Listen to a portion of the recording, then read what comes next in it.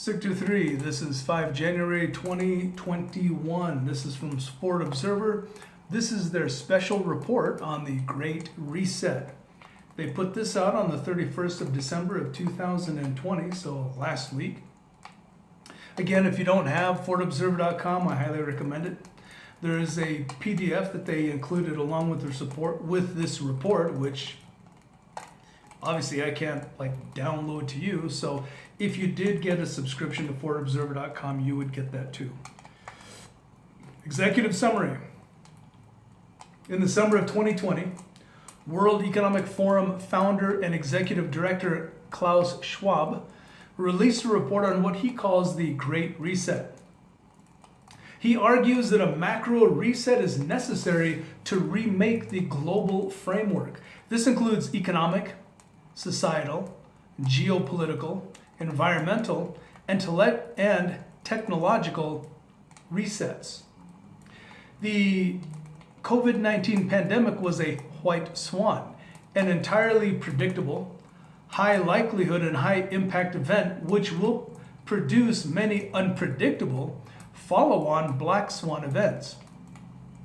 According to Schwab, the Great Reset can prevent these future catastrophic events. What follows is a summary of the Great Reset. Unless otherwise noted, none of the following expresses the beliefs or opinions of Fort Observer or myself. I'm simply giving you the information. So, the macro reset, economic reset. A seminal paper on the long-term economic consequences of major pandemics throughout history show the significant macroeconomic after effects can persist for as long as 40 years, substantially depressing real rates of return. The COVID-19 pandemic will likely last into 2022, of course. But its economic effects will last for decades in the form of government debt, permanent change to consumer and industrial economies, and continued uncertainty about the future. The economic effects of COVID-19 resulted in an acceleration of artificial intelligence and automation adoption, which will restructure labor markets and increase persistent joblessness. Countries with high youth unemployment will experience a demographic nightmare as jobs become more difficult to find. Schwab advocates for three solutions. First, countries should update how gross domestic product is measured to include household and digital work, which are not easily measured and are excluded from current GDP measurements. Next, countries should work to solve income inequality and examine the distribution of gains once economies begin growing again. Finally, institutions, infrastructure, human capital, and innovation ecosystems should be measured in order to determine resilience, another measurement of economic health. The effects of COVID-19 are eroding current social norms, and new social norms during the economic reset could include, quote, respect for the environment, responsible eating, and empathy or generosity, along with replacing, quote, take, make, dispose practices with those, quote, restorative and regenerative by design. Patagonia, which repairs clothing and gear, is offered as an example of regenerative business practices. Additionally, government investment in care for children and the elderly would create 13 million jobs and account for a 2% rise in GDP. Schwab cites the tyranny of GDP growth and points out that GDP growth no longer accurately reflects productivity and increases in living standards. GDP growth today increasingly accounts for a larger increase in distribution to the upper class, so no new policies will need to be implemented to solve this problem. A long-term solution is to make quality of economic growth more important than GDP growth alone as a measurement of economic health. The concept of degrowth is reportedly gaining popularity in some Western countries. Advocates call for a deliberate downscaling of the economy, leading to a future where we can live better with less. Central banks and governments around the world engaged in unprecedented monetary and fiscal programs that should be sustainable for wealthy nations. Emerging and developing nations didn't have the same options, so grants and debt relief and possibly an outright moratorium will not only be needed, but will be critical. These unprecedented actions have led to a game change in the relationship between politicians and central banks. As a result, governments are likely to desire more control over central banks to solve economic problems even after the economic effects of COVID-19 have diminished. Schwab shares his concern that coordinated monetary and fiscal cooperation will lead to uncontrollable inflation as modern monetary theory becomes more appealing to governments. As a result of the government issuing helicopter money, the tongue-in-cheek practice of throwing money from helicopters, citizens will demand more of it. Schwab also warns that wealthy countries like the United States may face a Japanese scenario of structurally weak demand, very low inflation, and ultra-low interest rates. Some analysts believe that the U.S. will eventually experience a progressive end to the U.S. dollar as the world reserve currency due to unsustainable debt, the cost of carrying that debt, and uncontrollable entitlement spending. Entitlement spending. You know, of course, one of the things they're referring to when they refer to entitlement spending is things like Social Security. If investors are no longer willing to fund this spending, fearing they'll not be paid back, then they'll look for better investments, sapping international demand. Additionally, the rise of economic nationalism makes the USD incompatible with being the global reserve. Schwab quotes former Treasury Secretary Henry Paulson, who says that the US must maintain an economy that inspires global credibility and confidence. Short of that, investors will lose faith in the dollar. The societal reset. One enduring societal effect is that citizens will remain angry at their governments for being ill-prepared and ineffective at managing the pandemic. Only in the Democrat-run states in this country. There will be social costs in both developing and emerging countries, which in some cases could lead to social disintegration. The societal reset will manifest differently in countries, but reset will have at least two features. The first is, quote, massive wealth redistribution from the rich to the poor and capital to labor. The second is the end of neoliberalism, which favors competition over solidarity, creative destruction over government intervention, and economic growth over social welfare. The COVID-19 pandemic has driven two major trends. The first is greater social inequality. Roughly 1/3 of all American jobs can be done remotely, but only a small percentage of lower class jobs can be done remotely, which puts workers at greater risk during the pandemic, only if the states are shutting down the businesses for no real reason. The second is that all the lockdowns exposed the great disparity between essential and non-essential work, as the most essential workers were often the least economically valuable. Wow, that's a hell of a statement. The most essential workers were often the least economically valuable? All right. This could produce major social backlash, leading to increased class violence. External factors such as extreme weather events, racial tensions, food scarcity, and sentiments of unfairness could compound unrest.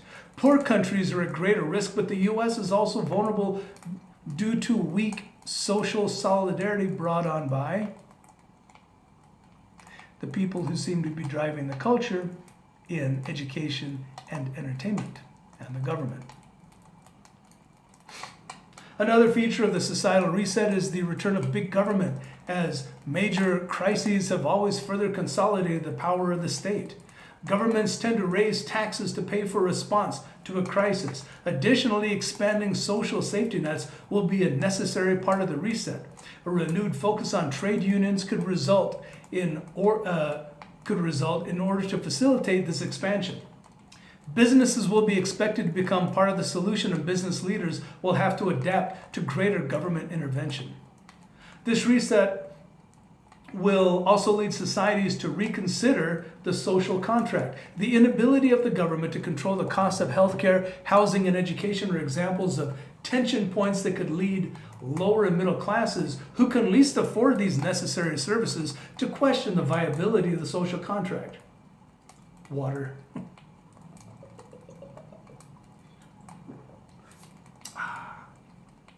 Right off the top, because why not? This is leading to protests and violence, as well as the rise of nationalism and victories for populist parties. In response, governments may institute a new social contract that features universal assistance such as healthcare, insurance, and other services, and increased safety net and other job protections. Schwab also points out that younger generations tend to be more radical than the older ones. I wonder why, if you're putting all the radicals in the schools, teaching the kids to be radicals. Could be correlative. Discounting their input will risk greater social unrest in the future, but including their input would clearly spell more radical changes to this new social contract. So basically, damned if you do, damned if you do. Or don't. It's basically exactly what he said. The geopolitical reset. Schwab begins with a quote from economist Jean-Paul Aymon, who said, "There is no new global order, just a chaotic transition to uncertainty." Oh, that's real optimistic. Former Australian Prime Minister Kevin Rudd similarly warned of a coming post-COVID anarchy as countries become more nationalist and less cooperative, making a response to the great pandemic more difficult. The rivalry between China and the United States will further create global messiness, disorder, and uncertainty for years to come. All this, he says, will lead to a global order deficit, and that we risk an age of entropy. The four main drivers of geopolitical disorder and uncertainty are the erosion of globalization, the absence of global governance, the increasing rivalry between the US and China, and the fate of fragile and failing states. The problem the world faces can be summed up by Danny Roderick, who postulated that economic globalization, political democracy, and the nation state cannot all exist simultaneously. Only two of these can exist in the world, which would exclude the third notion. The rise of nationalism will save the nation state and political democracy, but end economic globalization. As a result, we can already see the disruption of global supply chains as countries begin onshoring manufacturing instead of leaving it offshore. In other words, employing more of their own people. Employing their own people. What a concept. I mean, globalization is fine to a point and within limits.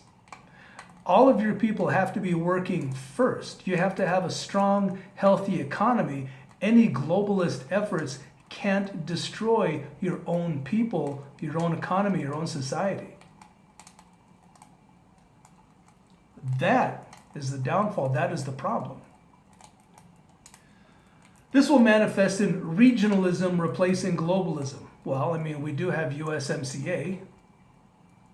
It seems logical to me because they're literally right next door to us. Canada and Mexico, and then of course Mexico into Latin America into South America. Each country, of course, vying for the best positions for their own people. I have no problem with that. That's taking care of your people first. As countries will desire to shorten their supply chains by working with nearby trading partners instead of countries around the world. Schwab cites U.S. trade increasing with Mexico and Canada, while trade with China decreased. Well, Biden and the Biden and that pack, that ilk, are salivating to get into office so that they can turn all the trade back to China while simultaneously helping to further destroy our own economy. Schwab fears that anti-globalization tendencies will lead to protectionism, isolationism, and a decline in global trade. This will lead to a retreat of global governance, like that's a bad thing, increased systematic fragility, and a world in which nobody is really in charge. No, that's not true. That's actually not true. You don't need anybody in charge of the world. You can have individual states operating for their own benefit, in charge of themselves, making cooperative partnerships with other, with other countries, with other nation states. Because why not? That's what adults do. These my country first attitudes will negatively affect the world's response to the next global emergency, such as another pandemic. I disagree.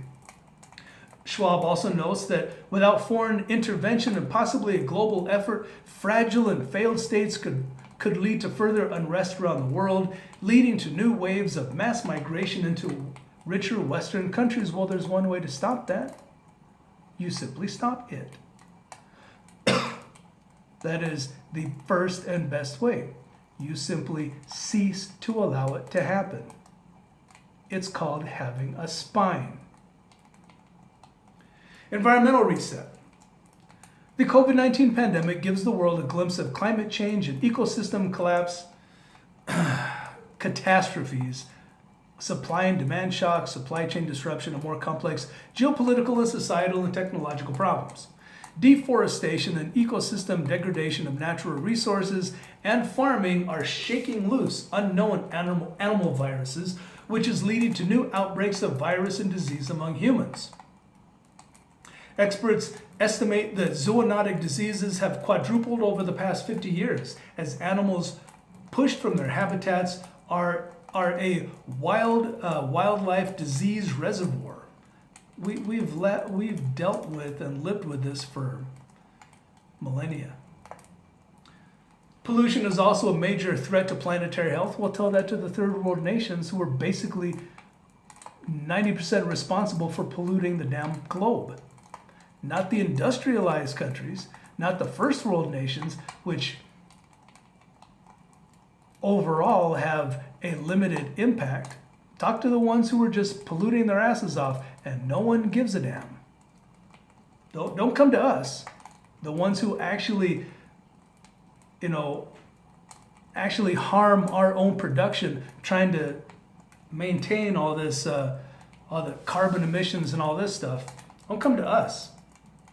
Tap the people who are the global polluters. I can think of two right now.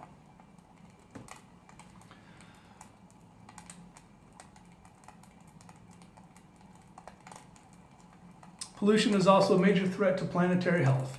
Schwab fears that countries around the world will stop to work on climate change. The climate has been changing since this world became a world, in order to focus on economic growth to solve their economic problems. Although you can have economics and production without actively destroying the climate at the same time. There just has to be the will. This could lead to increased government subsidies to fossil fuels and carbon-emitting industries in order to solve a host of economic problems. Well, if anybody can find something that's efficient as fossil fuels and these carbon-emitting industries, somebody needs to bring it to the fore. Schwab encourages activists and governments to redesign a more sustainable economy for the greater good of our societies. Okay, just don't cut our legs out from under us before something like that is actually realized. We have to slowly introduce these things. Schwab calls for enlightened leadership in cities and cites examples of leaders who support a transition to clean energy in order to help kickstart economies. Our economies just need to be left the hell alone. Schwab wants to see stimulus packages that emphasize the transition to green economies. as soon as you can find something that's actually a green economy that's sustainable, economically sustainable, activists could also emerge with a renewed sense of urgency, pointing out how much better pollution became. I should have actually said how much more lessened pollution became during the pandemic with no daily commutes and an overall drop in consumption. Schwab, right. And what did we have as a trade-off? We have as a trade-off decreased production, people out of work, people going without food, people becoming more homeless. I guess so. That's so. I mean, that's a good trade-off. That's a really good trade-off. No, I don't think so. Schwab envisions a two-pronged approach to environmental activism. The first is a group of protesters outside a coal plant, while activist investors in boardrooms deprive the coal plant of financial support. Like I said, they're idiots. I don't care who this Carl Schwab is, but he obviously doesn't know anything about how, he can't possibly know how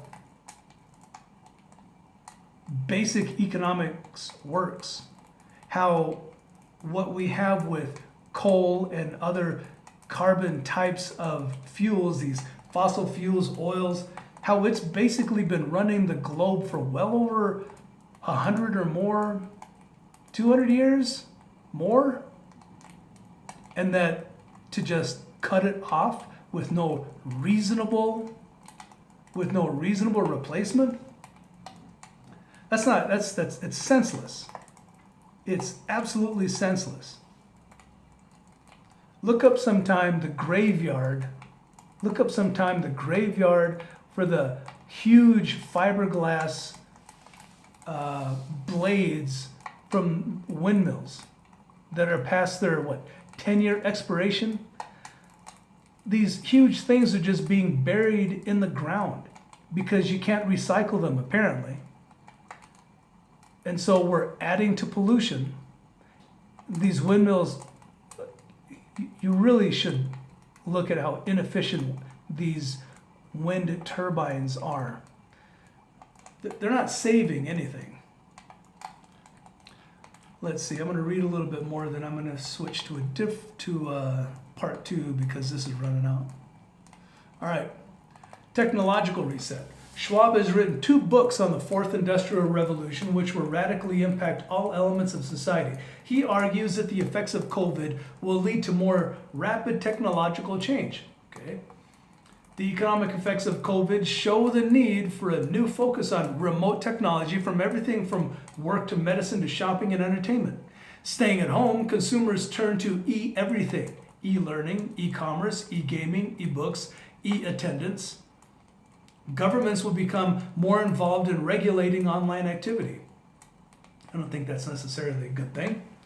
Robots will increasingly become part of our daily lives, but this trend is accelerated by COVID. By 2035, some 85% of restaurant jobs, 75% of retail jobs, and 59% of entertainment jobs could be automated. Some human problems in sanitation and food and entertainment could be solved by robots, which could carry fewer germs and are more easily cleaned. The contactless economy is also driving a transition to automation. That was happening anyway. But all this technology comes at a cost. We risk a dystopian society as consumers are increasingly surveilled through their online activities. The updates to smartphones, which were used to contact trace COVID-19 patients, is a good example of how technological solutions to difficult problems will erode privacy. Like 9/11 affected personal privacy, so will COVID, as without realizing it, we will fall victim to new surveillance powers that will never recede, and that could be repurposed as a political means for more sinister ends, you think? Because that's never happened in the past. This is leading to what Yuval Noah Harari describes as a fundamental choice between totalitarian surveillance and citizen empowerment. Well, if Schwab is advocating for a larger government, There hasn't been a larger government in the history of this globe that hasn't leaned towards a more totalitarian stance that it takes towards its population. As sensors become more common, more biometric data will be harvested, and corporations that receive this data could begin to know humans better than they know themselves. A corporation that knows what makes humans laugh or cry could lead to their manipulation. So, conclusion.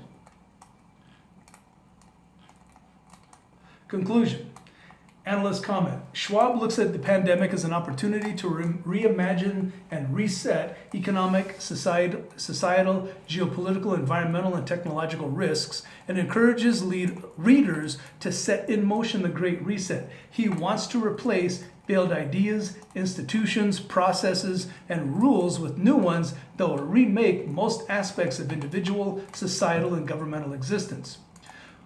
What he outlines above is more of a laundry list of problems than a prescription of specific solutions. Although he offers some ideas, he leaves solutions and policy changes to governments and societies who will need to address specific concerns. Much of the online commentary I've read about the Great Reset includes ideas like resettling global debt. This is not actually the case. While Schwab does advocate for, in some instances, resetting the debt that third world countries are never able to repay, he doesn't advocate for a reset of, say, the national debt of the United States or China. A global reset of debt is a popular but incorrect understanding of the Great Reset. Schwab supports a global approach to setting risks. He strongly advocates for strengthening global governance and increasing globalization to shift the balance and sharing of power and wealth redistribution from rich to poor, among other policies. He argues that these solutions will create more equitable and inclusive societies. Well, you know what? I smoked weed once.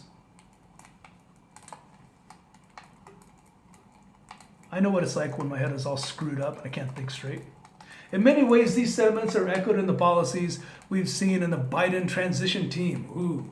Biden says he's going to reestablish the U.S. as a global leader, rebuild alliances, and support international cooperation. In other words, he, just like the rest of the Democrats, are basically just anti-American. But that's been the case for about 50 or so years. Biden says he wants a more inclusive, equitable, and fair economy. Although Biden hasn't specifically called for wealth redistribution, some of his advisors in the Democrat Socialist Party peers have. In November 2020, Secretary of State, and the reason I say that is because there is no discernible difference between the Democratic Party and the Democratic Socialist Party. So, in November 2020, former Secretary of State John Kerry participated in a Great Reset panel discussion with World Economic Forum participants. Kerry declared that a Biden administration will firmly support a Great Reset and that changes will happen with greater speed and with intensity than a lot of people might imagine. This is why this person wrote this summary of the Great Reset. The Observer hopes it offers some insight into what we can expect in a Biden administration, which is likely to attempt to remake major parts of American society. All right, I'm going to see if I can squeeze this in. Ron Paul, a great crack up on the horizon. Former Texas Congressman Ron Paul warned that America may soon witness what economist Ludwig von Mises referred to as the crack up. According to his theory, the situation will develop when enough people believe the growing money supply and consequential inflation are caused, not prevented by central banking. That's because it is, has been, and always will be. Central banking is the downfall of every economy. The theory predicts that Americans will begin spending money as soon as they receive it, accelerating hyperinflation and bringing about another depression. Paul concluded, rejection of the dollar's reserve currency status abroad and the crack up at home will cause an economic meltdown worse than the Great Depression. It's possible. Among the problems this will lead to is increased violence as some Americans who believe they are entitled to live off of stolen property of others cut out the government middleman and start stealing from their fellow citizens. Yeah. They're constantly stealing from us in the name of government, so So, observers know Ron Paul and many others have issued these warnings since this observer started following them around 2008. Several years later, he spent some time in Argentina, a country with a long history of fiscal and monetary crisis. One morning, this observer awoke at his hotel and looked out the window to see a long line of Argentinians outside a bank. His first thought is that another bank run had started and became worried. As it turns out, however, that was completely normal behavior. It was payday, and a long line had just formed like it always had, with workers trying to cash their checks and spend their money in local markets due to large and often sudden monetary fluctuations.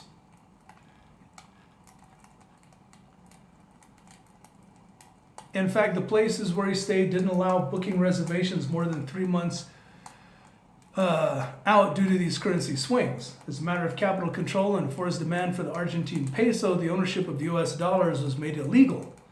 His concern is that while this is not likely an imminent threat for the US, Ron Paul will eventually be correct.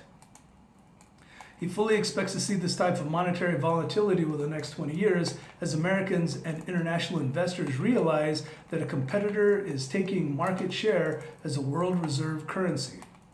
As he's pointed out previously, JP Morgan conducted a survey that found world reserve currencies enjoy the luxury for roughly 80 to 100 years historically for the past 400 years.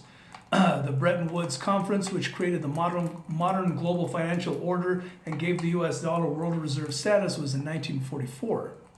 In 1924, the dollar will have reigned for 80 years as the world reserve. If the JP Morgan study is accurate, then the US dollar will likely be replaced sometime between 2024 and 2044, or roughly 80 to 100 years. If the US fiscal situation were healthier, then he would be open to seeing the USD last much longer than 80 to 100 years. Unfortunately, considering the trajectory of the national debt and no feasible or relatively painless way to solve the problem, the USD will be undermined by doubts over its future and value and stability. Let's see. Unless a solution is identified, and the Great Reset is one solution to assuage future sovereign debt crisis, the USD will find a competitor. I'm going to cut it off here because it's going to cut me off.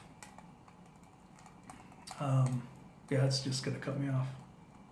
All right, so with that, again, forobserver.com, get that publication. I'm not getting paid for it, but it's just good information. So, all right, y'all take care.